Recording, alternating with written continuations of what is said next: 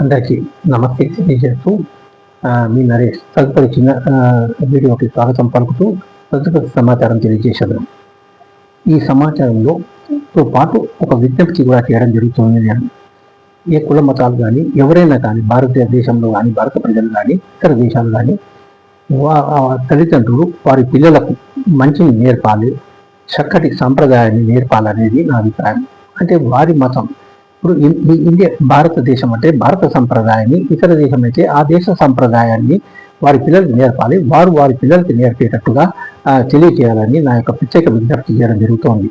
ఎందుకంటే ఈ కలియుగంలో కలి వైపరీత్యం చూస్తున్నాం, కాల వైపరీత్యం కూడా చూస్తూనే ఉన్నాం. మనం కాల వైపరీత్యం దిశగా వెళ్తోంది కాబట్టి ఈ రోజులలో అన్ని సాంప్రదాయాలను మర్చిపోతున్నారు, మంచి మర్యాదలను. కాబట్టి నా ప్రత్యేక విజ్ఞప్తి చేయడం జరుగుతోంది.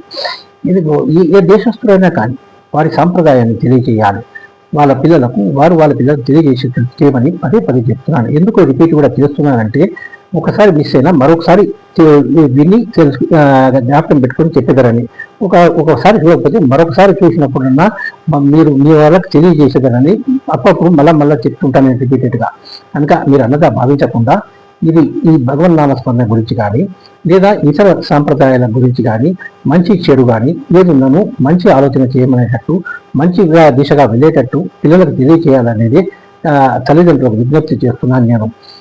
మొదటి గురువులు వారు కాబట్టి వారు వాళ్ళ పిల్లలకు తెలియజేసేటట్టుగా కూడా పెంచేటప్పుడు శిక్షణతో పెంచి తెలియజేయాలని మనం విజ్ఞప్తి చేస్తూ ప్రతి ఒక్కరికి నా ప్రత్యేక ధన్యవాదాలు తెలియజేస్తున్నాను.